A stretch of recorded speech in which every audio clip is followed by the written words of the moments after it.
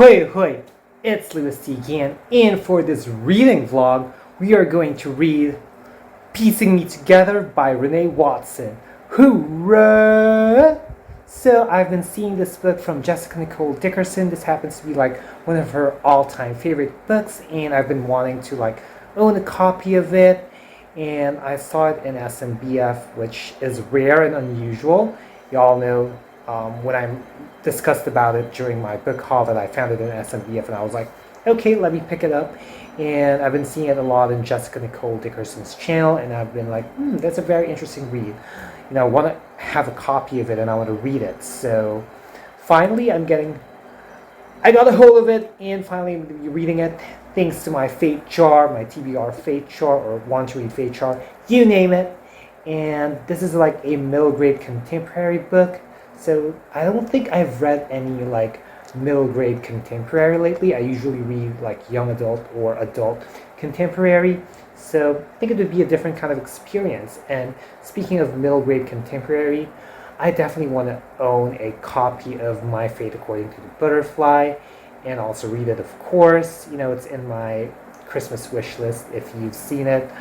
I think I uploaded one back in 2022, I believe. That was when I uploaded it. But anyway, let's begin reading this one.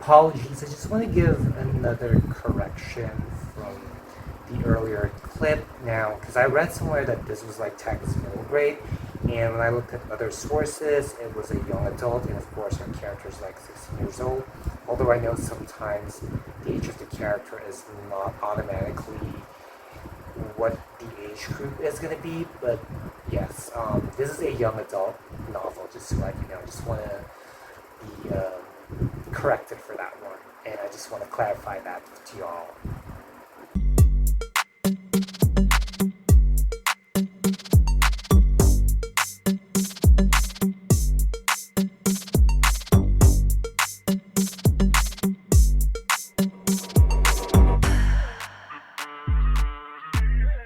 So here's a reading update. I already read more than 100 pages of Piecing Me Together by Renee Watson, and honestly, I liked how it started. It started out really strong. It talked about, you know, the word success. You know, it has something to do with like the word exit, or, well, not really success, I should say succeed. Like, well, they're kind of like connected, if you know what I'm talking about. But like, the word succeed involves like exitar, like in Spanish, and that's an interesting take because sometimes in life you have to like, for you to be able to get the success that you want, for you to be able to like sort of say succeed, is to like leave. It's kind of like, in order for you to make progress, you gotta leave where you're at in order to move somewhere. Or like, if people talk about progressing, which is like, let's say one level to another, whether it's linear or, you know, what's the opposite of linear? Anyway, like it's still within like the same level. It's like, it involves leaving, and kind of like sometimes in some people's notes, I remember one of my like vlogger classmates talked about, you know, you will be leaving countries in order to like pursue bigger dreams. By the way, all the best to Horizon. You know, go claim that gold when you go to Korea. Yeah, so it really started out really strong, and you know, we get to see like the different circumstances that were happening here, the different discriminations. Like, there were a lot of like social political issues that were tackled about here, like Thanksgiving, and like the real meaning of Thanksgiving. Ooh, the lighting, it's just like really not cooperating right now. Pardon me. And what else? It talks about, you know, also we get to know about like the life of our character here, Jade. So, she came from like a broken family, although she's still in good terms with her parents. But of course, there are so many things that like play, and I like how it talks about a lot about stuff like opportunities, and yeah, like Maxine, how like probably there's a part there where Mrs. Parker thinks that you know um, Maxine could be a good mentor for Jade because both of them are black, but they both have different or each one of them has like a different experience. So to Jade, like she's not sure because there are times when Maxine doesn't show up in the activities that we're supposed to do in Woman to Woman. Um, so it's very interesting, and I'm glad that in the story, Jade found Sam. hmm And going back to that Thanksgiving part, I found it interesting and captivating when Jade said about, the United States has a lot to be thankful and to apologize for. It's kind of like in life, I guess, like in every, like, even people, if you talk about it, like, there are things that we can be thankful for the person, and at the same time, because nobody's perfect, people should apologize and all that.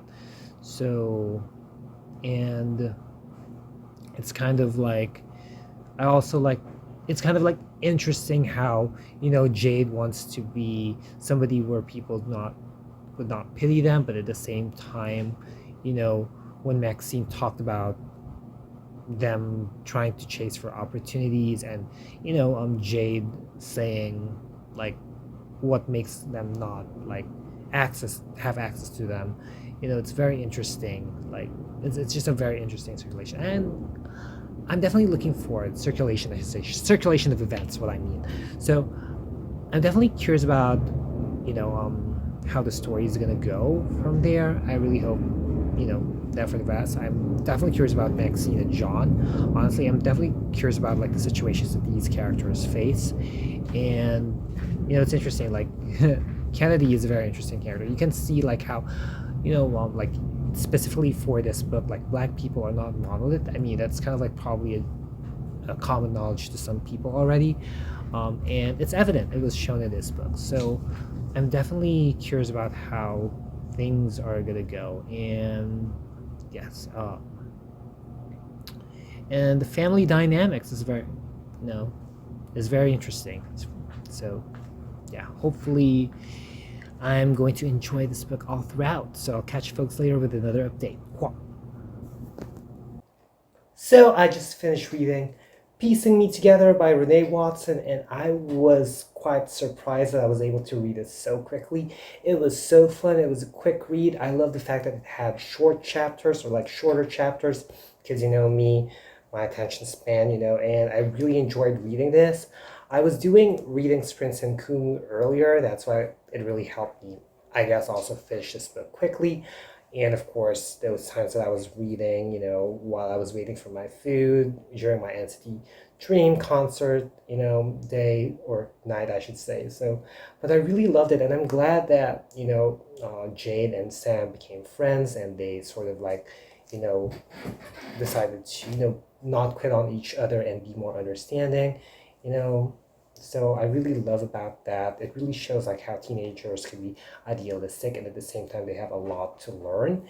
And I love the fact that Jade realized, that the way that that scene was like illustrated, wherein Jade realized that there's so much more to Maxine. Like Maxine may appear like she's had it all, but she had experiences that Jade could connect, and it's really important. I think one of the messages of this book is very important for us to look for someone wherein we can relate in some ways.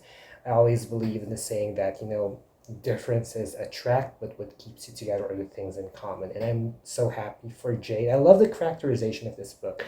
Like I always say, I'm not really like a character driven kind of person, although I know that contemporary books leans towards that, more of like character driven. I think it's more of like the circumstances and the characterization is clearly and vividly shown. And I love how I just felt like it's a balance. It deals with serious topics, but at the same time it wasn't like overly dramatic or kind of like an in your face kind of way of conveying it, if that makes sense. And Portland is kind of a place that I am curious about. Like it also mentioned about like Powell's books, which I would love to visit one day. And what else can I say? I love the part about, you know, the Mike and art night, and I just love how this book like illustrated about, the success of different like people, and because they are people basically, not because, you know people should feel sorry about it. I love the fact that it kind of, you know brought sparked that sort of discussion we're in.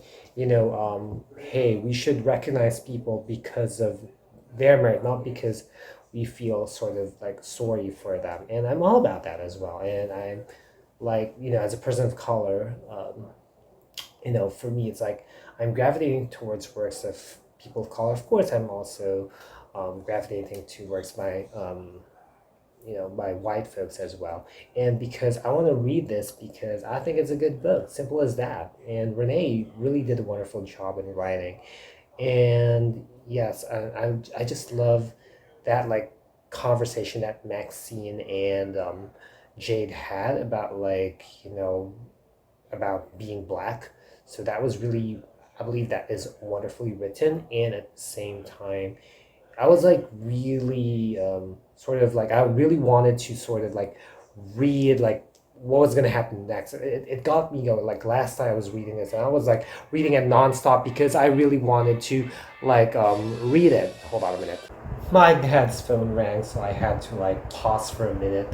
And yes, I was really looking forward to what's going to happen next, like between, Jade sharing her feelings to Maxine and how they both have a lot to learn. And I like the little, Jade is not going to be quitting Women to Women, and Maxine needs to quit her relationship with John. And I also like the fact that, it mentioned, because the chapters here have like Spanish words and they're like forced translated in English. Those are like their titles.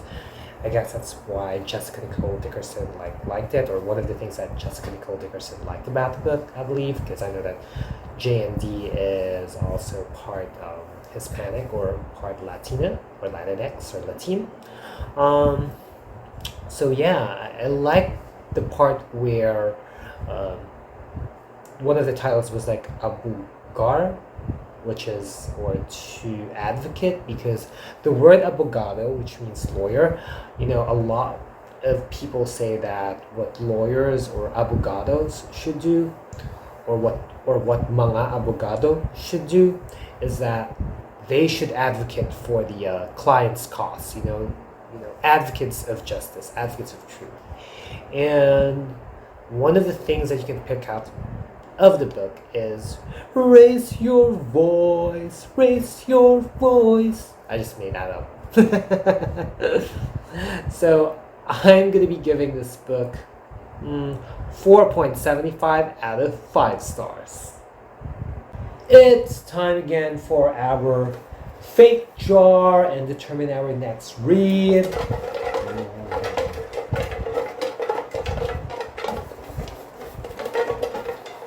Let me look at the camera. I was looking at the viewfinder.